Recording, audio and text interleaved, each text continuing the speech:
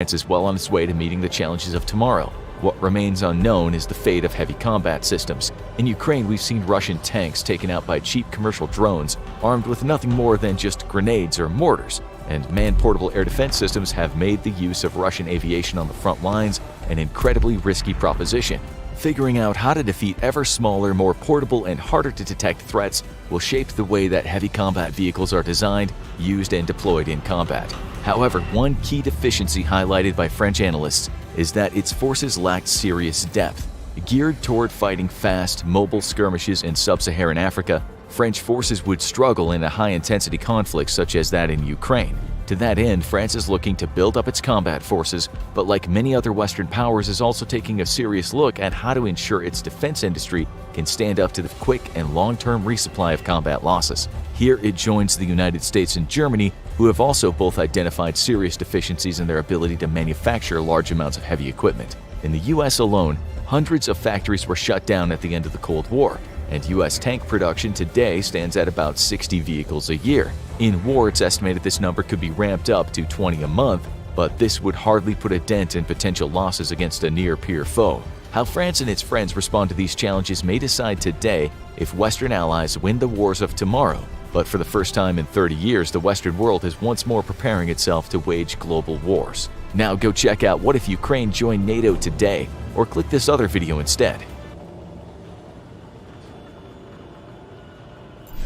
This video is sponsored by Conflict of Nations, the free online strategy game happening in a modern global warfare. With Conflict of Nations, you'll take control of a real country in the late 20th and early 21st century and feel the absolute most cutting-edge military technology as you fight for world domination.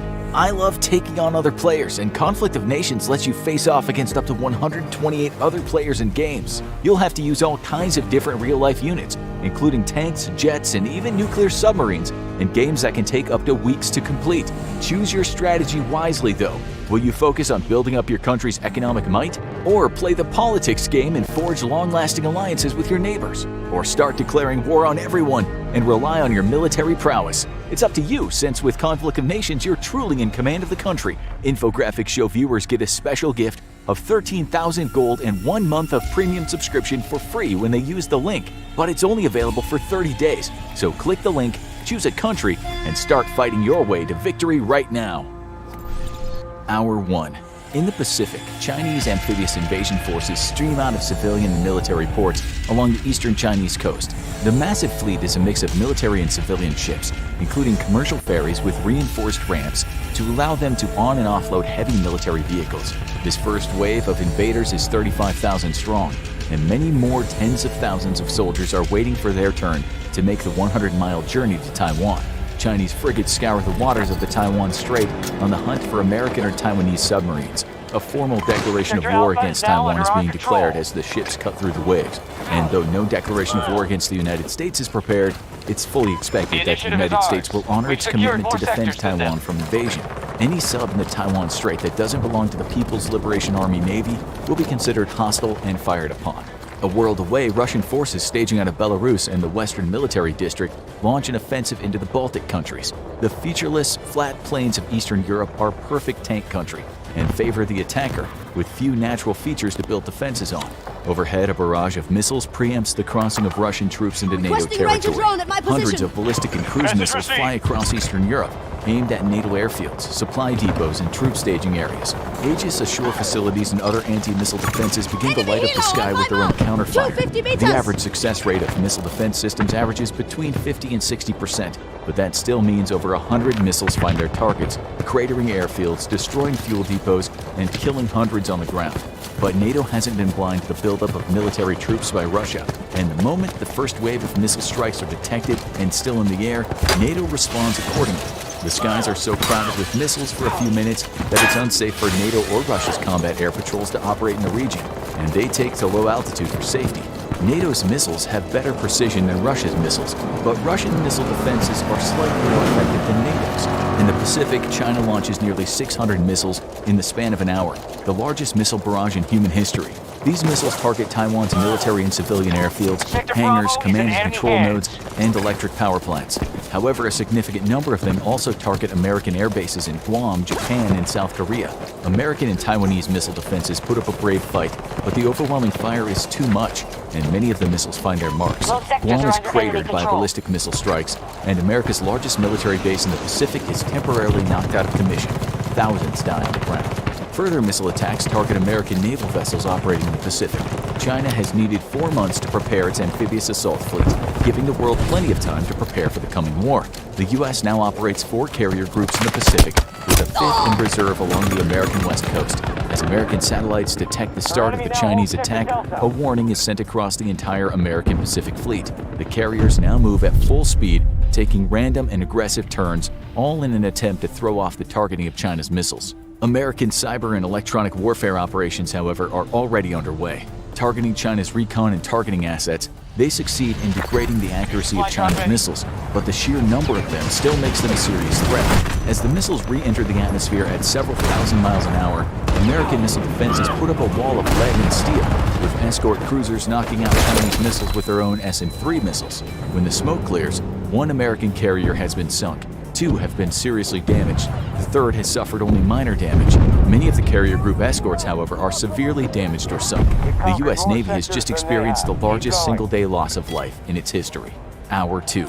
On the ground in Eastern Europe, Russian forces are making contact with the first line of NATO defenses.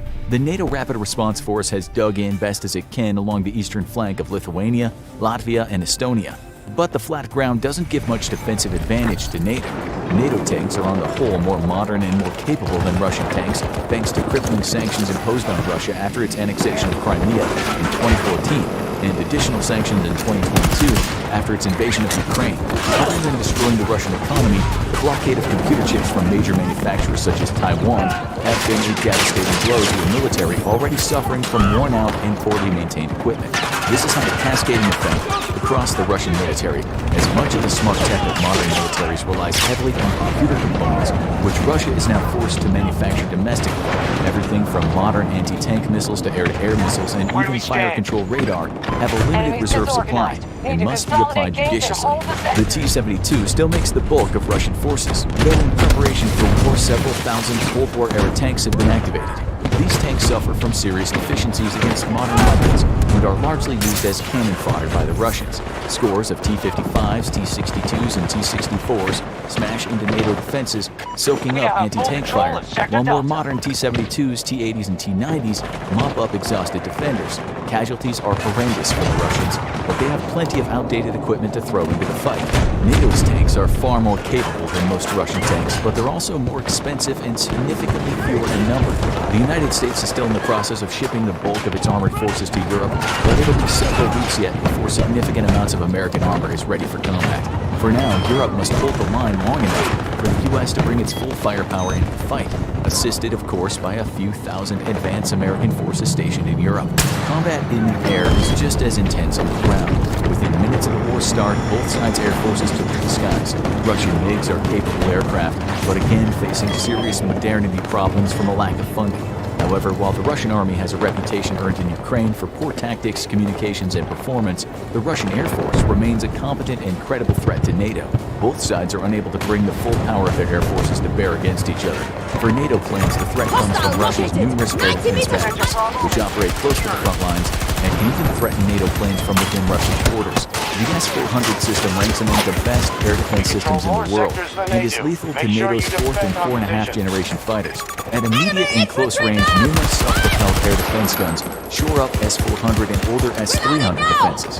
NATO, on the other hand, relies heavily on fighters and interceptors for air defense. They themselves are at risk from Russian ground-based defenses. However, NATO enjoys one distinct advantage over Russia: the F-35 stealth fighter and America's fleet of F-22 air supremacy fighters.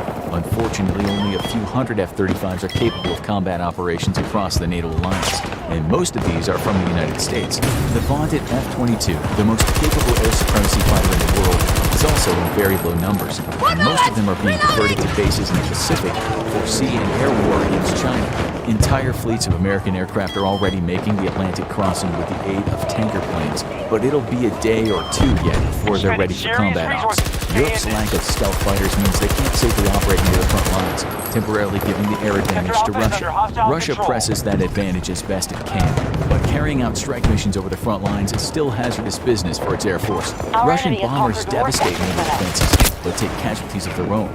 Long-range standoff attacks via air-launched cruise missiles keep Russian pilots out of harm's way. NATO responds with its own long-range strikes, but for now, the air over the front belongs to Russia. Attack helicopters from both sides fight ground defenses on each other all across the front. It'll take time yet for NATO to gather its forces, and the numbers advantage is once more in Russia's favor. Still, both sides suffer heavy losses of air cavalry to man-portable air defense weapons and traditional air defenses both. As the second hour of World War III comes to a close, a massive offensive out of the military enclave of Kaliningrad pushes into NATO defenses in southern Lithuania. Further cruise and ballistic missile attacks rain out of Kaliningrad and into it from NATO return fire. The overwhelming amount of NATO firepower aimed at Kaliningrad quickly shuts down any hope of conducting air operations out of the enclave. But it's still a strong point of tens of thousands of Russian troops in armor who are manning defenses along the Polish border, while a separate thrust north into Lithuania seeks to destroy NATO forces there. Russia's hope is to sever NATO from the Baltic countries, and there's little the alliance can do to prevent that at the moment. Hour 3. In the Pacific, the Chinese Navy has begun the bombardment of the Penghu Islands, silencing naval defenses there. The massive amphibious assault force has crossed most of the Taiwans. China has over 2,000 combat aircraft, however, and is easily able to absorb the punishment. Lurking under the waves into a coordinated Taiwanese and American ambush, U.S. and Taiwanese subs have been powered down, lurking silently and awaiting the fleet's approach. And now, with the lead ships in range, they begin to open up on the Chinese Navy. Each submarine acts independently, but with attacks coming from multiple directions, there's little the Chinese ships can do to avoid destruction. Chinese anti-submarine warfare aircraft have been patrolling the strait for hours now, but the Chinese Navy's anti-submarine warfare capabilities have serious deficiencies. Their biggest problem, though, is that they're up against American Virginia-class submarines and Taiwan's electric diesel boats, both extremely quiet. Multiple Chinese vessels are sunk or heavily damaged, and in the chaos, the invasion fleet spread so as to avoid becoming an easy target. And that's when they run into hundreds of anti-ship mines deployed in advance by the Taiwanese Navy. The cost to the Chinese Navy is staggering, a satisfying payback for the losses the U.S. Navy suffered during China's ballistic missile barrage. But the sheer number of Chinese vessels means the invasion will carry on. Exposed by their attacks, the submarines make for a quick exit from the strait. They won't all make it, as Chinese destroyers and ASW aircraft score several hits. Hour 4. The air battle over Eastern Europe intensifies as both sides continue carrying SEAD operations against each other. For NATO, establishing air dominance is of critical importance as it's the best way to support outnumbered troops on the ground. Keeping NATO aircraft off the front is just as important for the Russian military to ensure the success of their ground forces. Without air superiority, the advantage is in the Russians' hands. Knowing that they couldn't guarantee the safety of strike aircraft against NATO's technologically advanced military, Russia has placed a focus on ground fire support platforms over air platforms. Russia's infantry is typically supported by far greater amounts of artillery than a comparable NATO unit, allowing them to bring far greater amounts of firepower to support their advance. In an environment currently lethal to strike aircraft, this gives Russia a sizable advantage at the front. However, this strategy also comes with serious limitations. Russia's forces are unable to exploit openings in the enemy's defenses for fear of outrunning their ground-based fire support and air defenses. As NATO forces reel from the Russian assault and fall back, NATO warplanes patiently wait for any Russian forces foolish enough to advance too quickly for their air defenses to protect. The Ukrainian war highlighted serious command and control issues for the Russian military, and while steps have been taken to correct the problem, Russian forces facing full-on electronic warfare from NATO and often out of contact with leadership for long periods of time occasionally move out of step with the rest of the advance. Those that do are immediately pounced on by NATO ground strike aircraft, who circle behind the front lines like hungry sharks. The bulk of the Russian force, however, maintains operational integrity and moves at a predetermined maximum advance rate so as to keep under the protection of their ground-based fire support and air defenses. This makes their advance slow and predictable, though, a fact that the vastly outnumbered NATO forces take full advantage of. Heavily damaged NATO units are able to withdraw and avoid full destruction, allowing them to regroup and redeploy. However, NATO has its own issues. Russian electronic warfare capabilities are wreaking havoc on NATO communications, and the fact that the alliance speaks over 24 different languages creates great difficulty coordinating the various components of the NATO defense force. English and French are the official languages of NATO, and most senior officers know one or both of them to ensure continuity of operations. But as communications are degraded and casualties mount, a lack of understanding makes it difficult for smaller units to operate together on the battlefield. The alliance is reeling from the onslaught and slowly but steadily losing ground. In the Pacific, American air power has yet to make an entry into the fight over Taiwan. Runways across South Korea, Japan, and even the Philippines face ongoing strikes from long-range Chinese missiles. The attacks have largely grounded air forces in the region, but they've come at a high cost by galvanizing Japan to join the fight. South Korea maintains neutrality despite attacks on 2 U.S. bases in its country and the death of some South Korean civilians and military personnel in the strikes. They are too preoccupied with a possible North Korean invasion instead. The Philippines remain similarly neutral despite their defense pact with the United States. Wary of joining the U.S. against China, countries all across the South Pacific are delaying their decisions on which side to back, as confidence in a U.S. victory is shaken by the losses incurred by America in the opening hours of the conflict. There is growing doubt that the U.S. will be able to effectively fight off the Chinese assault, as China's Navy and rocket forces keep U.S. forces at bay indefinitely. Backing the U.S. now could have disastrous consequences in a new world order in the Pacific led by China. Australia, however, is fully committed to its mutual defense pact with the U.S., and its forces prepare for deployment into the South Pacific. However, neither Japan nor Australia undertake any major air operations against China, instead ensuring territorial integrity and patrolling against any Chinese aerial incursion. Despite fears China would attack disputed Japanese islands, though, there is no attack, as the nation's focus is strictly on its pending invasion of Taiwan. Hour 5. Shore-based defenses rain hell on a swarm of Chinese amphibious assault vessels. The battle for Taiwan is on. China has decided to hit 3 different beaches simultaneously, 2 in the north and 1 in the south of the island. Because of the difficult undersea geography and suitability of the island's coast, there are only a few beaches where an amphibious assault is possible, and Taiwan has invested billions in their defense. Chinese forces first hit Gold Beach, the code word for a landing site outside of Taoyuan City. Shore-based batteries and mobile artillery open up on the approaching landing craft. Missiles streak into the sky, targeting the amphibious assault ships and their escorts over a dozen miles offshore. Landing craft and amphibious vehicles are being sunk by the dozens before the first finally makes it to the beach. By the time the first Chinese soldier steps foot on the Taiwanese mainland, 600 of his compatriots have already been killed or drowned. He doesn't fare much better, almost immediately getting gunned down by a hidden machine gun nest. A barrage of grenades destroys landing craft and all the men inside it. But there's many more landing craft coming. Gradually, the lead elements of the assault